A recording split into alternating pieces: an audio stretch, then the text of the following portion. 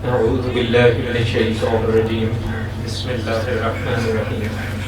الحمد لله رب العالمين الرحمن الرحيم، والصلاة والسلام على سيد الأنبياء والمرسلين خاتم النبيين سيدنا ومولانا محمد وعلى آله وأصحابه أجمعين.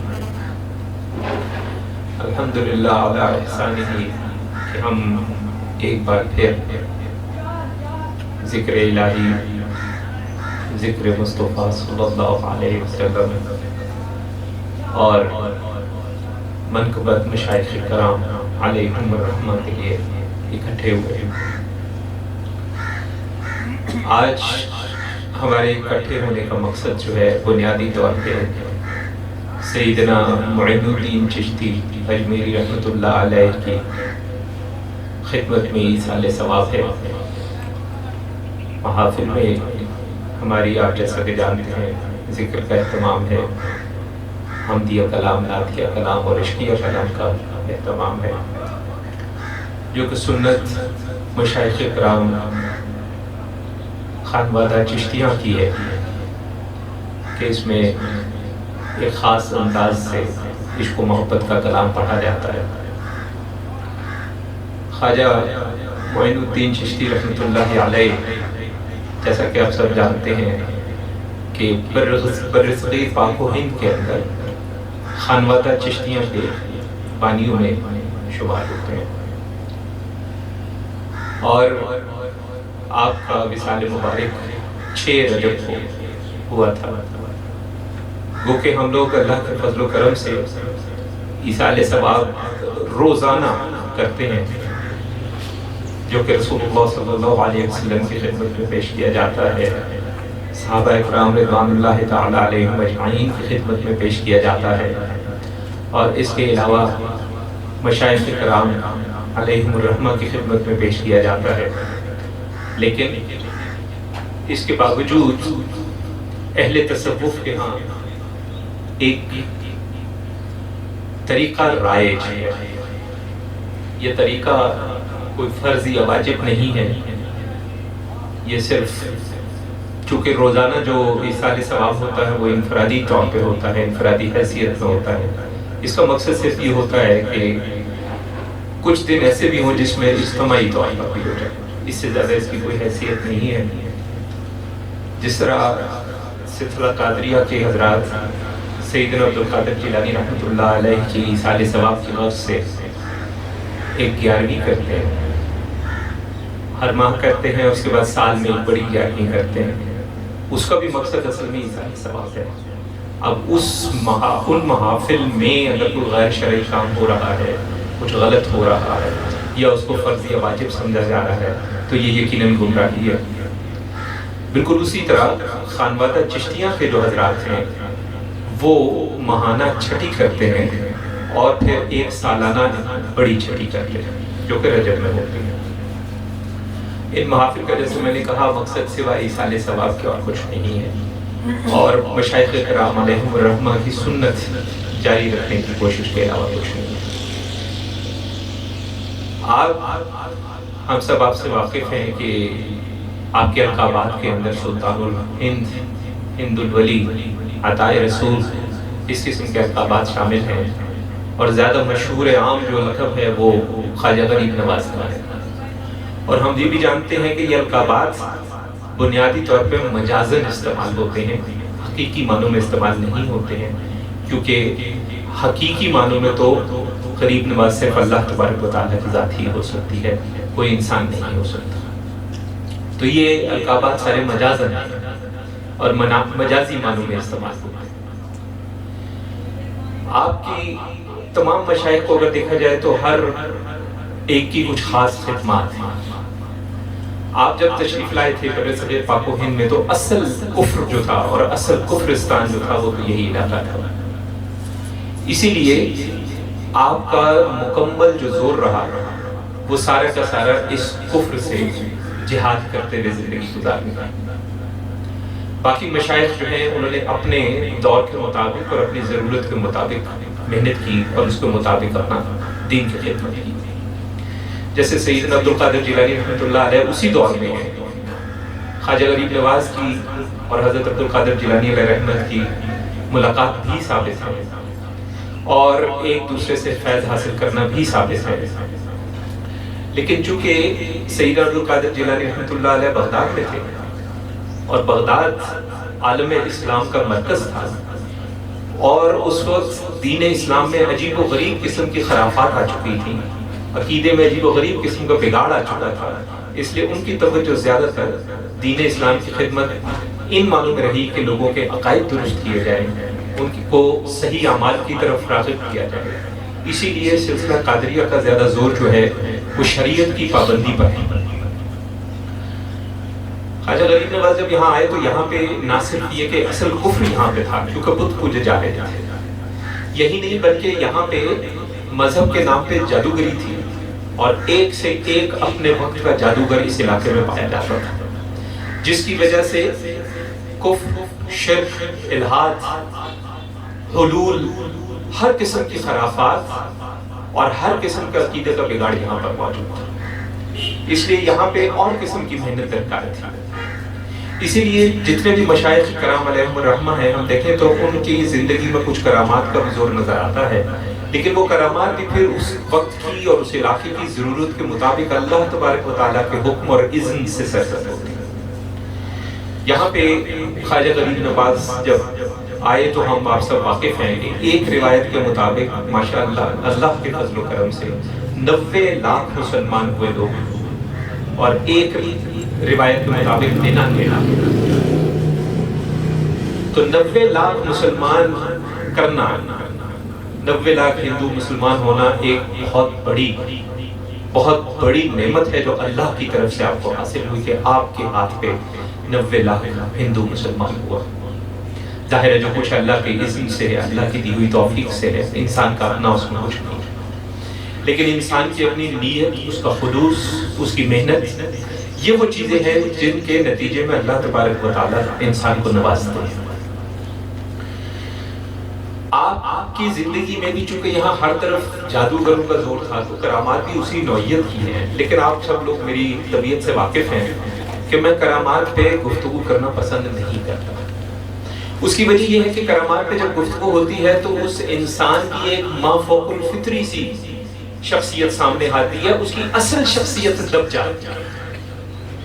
جب کوئی کہتا ہے کہ جی فلاں وقت میں ایک ہندو ہوا میں اڑا تھا اور ان کے جوتے ہوا میں اڑے تھے، تو ایسے لگتا ہے جیسے ہر وقت یہی کام ہوتا تھا اور تو کچھ ہوا ہی نہیں، جبکہ حقیقت یہ ہے کہ یہ مشائخ کرام جو ہیں یہ سارے کے سارے بڑے بڑے اپنے وقت کے علماء تھے، فقہاء تھے، مفتیان تھے، جیسے خواجہ نظام الدین اولیاء رحمۃ اللہ علیہ، آپ علم الحدیث کے عالم تھے، لیکن ہمارے یہاں جب کوئی بات ہوتی ہے تو وہی بات ہوتی ہے، فلاں وقت میں یہ ہو گیا، فلاں وقت میں یہ ہو گیا، فلاں وقت میں یہ ہو گیا، ویسے لگتا ہے جیسے بندہ بیٹھا بس 24 گھنٹے بس ہوائی میں اڑ رہا تھا اور تو کبھی اس نے اٹھی ہی نہیں، جیسے خدا نہ خواستہ دین کی تو اس نے کوئی خدمت ہی نہیں کی، کیونکہ دین کی اصل خدمت تو اللہ کے رسول صلی اللہ علیہ وسلم کے، اللہ کے کلام قرآن مجید کے اور شریعت کے علم کو پھیلانا اصل دین کی خدمت ہے۔ باقی جو چیزیں ہیں جس میں کرامات وغیرہ شامل ہیں یہ تو ذرائع ہو سکتے ہیں، یہ اسباب ہو سکتے ہیں، لیکن یہ مقاصد میں شامل نہیں ہے، یہ آبجیکٹیوز نہیں ہیں۔ جہاں جس قسم کی چیز کی ضرورت ہے وہاں اللہ کے فضل سے اسی قسم کی بات سامنے آتی ہے۔ اب اگر کوئی کہے کہ صحابہ کرام سے، لوگ کہتے ہیں کہ صحابہ کرام رضوان اللہ علیہم اجمعین سے کرامات کا کوئی اتنا زیادہ ثبوت کیوں نہیں ملتا؟ ثبوت ملتا ہے، لیکن بات یہ ہے کہ جب تک آپ مدینہ منورہ میں موجود تھے، مکہ مکرمہ میں موجود تھے، وہاں کرامات کی ضرورت کیا تھی؟ وہاں پہ اللہ کے رسول صلی اللہ علیہ وسلم کی صحبت میں آپ تشریف رکھتے ہیں، وہاں پہ کرامات آپ سے سرزد ہونا الٹا گستاخی کی بات ہے۔ ہاں، آپ جب حضور صلی اللہ علیہ وسلم کا وصال مبارک ہو گیا، اس کے بعد مختلف دنیا میں مختلف علاقوں میں آپ پھیلے تو بہت سی کرامات موجود ہیں۔ حضرت عمر رضی اللہ تعالیٰ عنہ کا وہ واقعہ موجود ہے جو آپ نے دریائے نیل کو خط لکھا تھا، وہ کرامت ہے اور کیا ہے۔ یا آپ کا وہ واقعہ آپ ہی کا موجود ہے کہ جب آپ منبر پہ بیٹھے ہیں اور لشکر گیا ہوا ہے تو لشکر کے سپہ سالار کا نام لے کے یہاں سے آپ نے کہا کہ پہاڑ کے پیچھے، یہ بھی کرامت ہے۔ لیکن مقصد یہ ہے کہ کرامت اصل چیز نہیں ہے، استقامت اصل چیز ہے۔ کیونکہ اگر ہوا میں اڑنا ایک بہت بڑی بات ہے تو جہاں یہ لکھا ہے کہ فلاں بزرگ ہوا میں اڑے، وہاں پہ کہیں ہندوؤں کو بھی ہوا میں اڑنا لکھا ہوا ہے۔ اب اس کے جواب میں صرف ہم کیا کہہ دیتے ہیں کہ وہ کرامت ہے، وہ استدراج ہے، وہ رحمانی قوت ہے، وہ شیطانی قوت ہے۔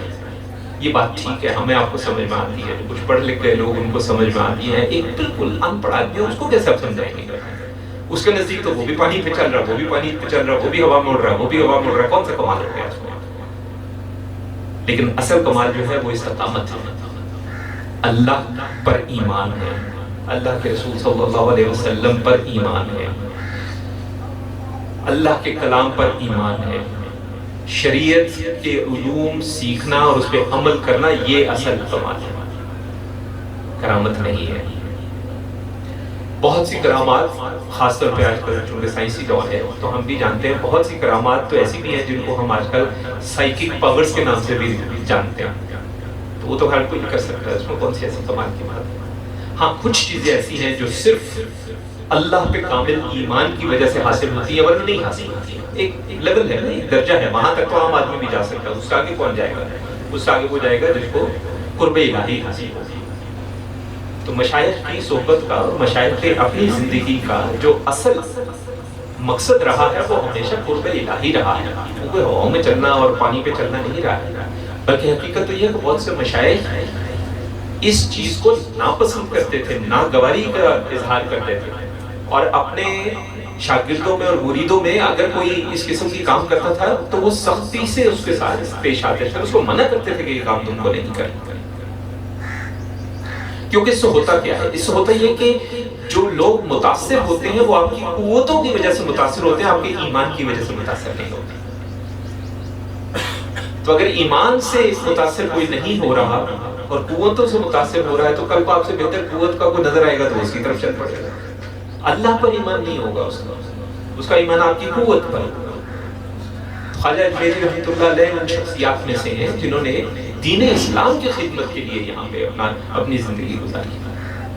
اس کا اندازہ آپ کا جو آخری پیغام ہے جو ہمارے پاس ہم لوگوں تک پہنچا ہے اس سے ہوتا ہے، ذرا غور کریں۔ آپ فرماتے ہیں سب سے محبت کرنا، کسی سے نفرت نہ کرنا۔ صرف امن کی باتیں کرنے سے کچھ نہیں ملے گا، صرف خدا اور دین کی باتیں کرنے سے زیادہ عرصہ کام نہیں چلے گا۔ اپنی ہستی کی تمام تر پوشیدہ صلاحیتوں کو بروئے کار لا کر اپنی ذات ابدی کی تمام تر شان کو آشکار کرو۔ امن و سلامتی اور دلی مسرت سے توانائی حاصل کر کے انہیں اپنے گرد و پیش میں جہاں بھی جاؤ پھیلا دو۔ حق کی شعلہ فشاں آگ بن جاؤ، محبت کا حسین پھول بن جاؤ، امن کا راحت بخش مرہم بن جاؤ، اور اپنی روحانی نور سے جہالت کے اندھیروں کو دور کرو۔ خدا کے سوا کسی غیر سے کبھی کسی مدد کے طلبگار نہ بننا۔ اس سے بڑی بات کیا ہو سکتی ہے آپ بتائیے؟ اور ہمارے یہاں بزرگوں کے نام پہ کچھ ہو، جو کچھ ہو رہا ہے آپ کے سامنے، آپ کہتے ہیں خدا کے سوا کسی غیر سے کبھی کسی مدد کے طلبگار مت بننا، اور نہ ہی خیرات اور رعایت کے متلاشی رہنا۔ پھر کہتے ہیں کہ شاہوں کے درباروں میں مت جانا، البتہ دروازے پر آنے والے کسی ضرورت مند غریب بیوہ یتیم کو نوازنے اور ان کی مدد کرنے سے مت کترانا، خدمت خلق تمہارا مقصد حیات ہے۔ پھر فرماتے ہیں اسے فرض سمجھتے ہوئے پوری ہمت کے ساتھ نبھانا، اور آخری بات بڑی سخت ہے، کہتے ہیں ایسا نہ ہو کہ تمہاری کسی کوتاہی پر مجھے تمہارے پیر و مرشد کی حیثیت سے روز قیامت قادر مطلق خدا کے سامنے اور اپنے سلسلہ کے تمام اسلاف کے سامنے شرمندہ ہونا پڑے۔ آپ بتائیے اس پیغام میں کرامات کہاں پر ہے، کشف کہاں پر ہے؟ سارا کا سارا زور کس چیز پہ ہے؟ حق، محبت، خدمت خلق۔ یہ تین چیزیں ہیں جس پہ مکمل ہمارے مشائخ کا دار و مدار ہے، ان کی تعلیمات کا۔ انہوں نے جتنی خدمت کی اس کا مقصد صرف اور صرف خدمت خلق تھا اور حق کا پیغام پھیلانا تھا، تو ہواؤں میں اڑنا نہیں تھا۔ تو اللہ تعالیٰ ہمیں توفیق عطا فرمائے۔ آپ جانتے ہیں کہ روحانی طور پہ عام طور پہ ایک سوچ پائی جاتی ہے کہ مختلف جو علاقے ہیں وہ مختلف خانوادوں کے اور مختلف سلاسل کے روحانی طور پہ زیر اثر رہتے ہیں۔ خواجہ غریب نواز رحمۃ اللہ علیہ کا یہ جو خانوادہ ہے، ایک چیز ذہن میں رکھیں، ایک خانوادہ ہوتا ہے، ایک سلسلہ ہوتا ہے۔ چشتیہ سلسلہ نہیں ہے، چشتیہ خانوادہ ہے، اور خانوادہ چشتیہ میں 3 سلاسل بڑے پائے جاتے ہیں، ایک نظامیہ، ایک صابریہ اور ایک چشتیہ قلندریہ۔ قلندریہ کے ساتھ لفظ چشتیہ اس لیے میں لکھ رہا ہوں کہ علیحدہ سے بھی سلسلہ قلندریہ ہے۔ تو خانوادہ چشتیہ کا بنیادی پیغام جو ہے وہ عشق ہے، محبت ہے، اللہ کی مخلوق سے محبت، اللہ کے بندوں سے محبت، اللہ کے رسولوں سے محبت، خصوصاً رسول اللہ صلی اللہ علیہ وسلم، چونکہ اللہ نے کرم کیا ہمیں ان کی امت میں پیدا کیا، ان سے محبت کرنا ایک طرح سے ہمارے فرائض میں شامل ہے۔ اور اللہ کے کلام سے محبت، قرآن مجید اللہ تعالیٰ نے اس لیے نہیں اتارا کہ ہم اسے لپیٹ کے اور دن میں 2 دفعہ اتار کے چوم کے اور پھر واپس اوپر رکھ کر۔ قرآن کے حق ہیں، ایک حق اس کو پڑھنا ہے، دوسرا حق اس کو سمجھنا ہے، تیسرا حق اس پہ عمل کرنا ہے، اور پھر اللہ سے محبت۔ تو خانوادہ چشتیہ کا بنیادی پیغام صرف اور صرف محبت ہے۔ اگر یہ محبت نہیں ہے تو کچھ بھی نہیں ہے۔ کیونکہ ایک چیز پہ آپ ذہن میں رکھیں ایک چیز کو، کہ کسی کی پیروی کی جاتی ہے تو 2 جذبوں کی وجہ سے کی جاتی ہے، یا خوف سے کی جاتی ہے یا محبت سے کی جاتی ہے، کوئی تیسری وجہ نہیں ہے کسی کی پیروی کرنے کی۔ جو خوف سے محبت کرتا ہے، معذرت خوف سے اگر کسی کی پیروی کرتا ہے تو زندگی میں جب بھی کبھی اس خوف سے نجات حاصل کرنے کا اسے موقع ملے گا وہ پیروی بھی چھوڑ دے گا، لیکن جو محبت کی وجہ سے پیروی کرتا ہے وہ ہمیشہ اس پہ قائم رہے گا، وہ اس کو کبھی نہیں چھوڑے گا، کیونکہ اس کا مقصد یہ نہیں ہے کہ اس کا کچھ صلہ مل جائے۔ قرآن مجید میں بھی اللہ تبارک و تعالیٰ نے بڑا واضح طور پہ ایک آیت میں فرمایا ہے کہ کہہ دیجئے کہ میری نماز، میرا روزہ، میری تمام عبادت صرف اللہ کے لیے ہے۔ ہمارا مسئلہ یہ ہے کہ ہم نے احادیث مبارکہ میں سے جو احادیث ہیں جس میں انعام کا وعدہ کیا گیا ہے اور جو احادیث ہیں جس میں سزا کی بات کی گئی ہے، ہم نے ان کو مقصد سمجھ لیا۔ اللہ کے لیے خالص عبادت کریں، انعام میں اللہ جنت دے گا، اس میں کوئی شک نہیں۔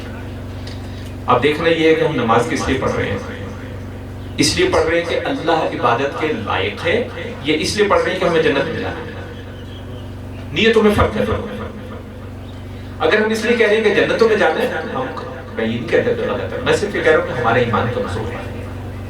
مضبوط ایمان کیا ہے کہ ہم نے اللہ کی عبادت اس لیے کرنی ہے کہ اللہ عبادت کے لائق ہے۔ اب وہ چونکہ عبادت کے لائق ہے، ہماری عبادت سے خوش ہو کے ہمیں جو بھی انعام و کرم دے، ہمیں اس پہ خوش رہنا ہے، اس پہ ثابت کرنا ہے، اور اللہ نیت کرے۔ جسے کہتے ہیں کہ کوالٹی اور کوانٹٹی میں فرق ہوتا ہے۔ خلوص کے ساتھ کا پڑھا ایک دفعہ سبحان اللہ، اور بغیر خلوص کے 1000 تسبیحات سبحان اللہ، زمین آسمان کا فرق ہے، دونوں برابر نہیں ہو سکتی ہے۔ محبت اور خلوص پیدا کرنا اصل میں مشائخ کا، ان کی تعلیمات کا نچوڑ، تو اللہ تعالیٰ نے سمجھنے کی توفیق عطا فرمائے۔ وصلی اللہ علیہ خیر خلقہ سیدنا مولانا محمد وعلی آلہ وصحبہ اجمعین برحمتک یا ارحم الراحمین۔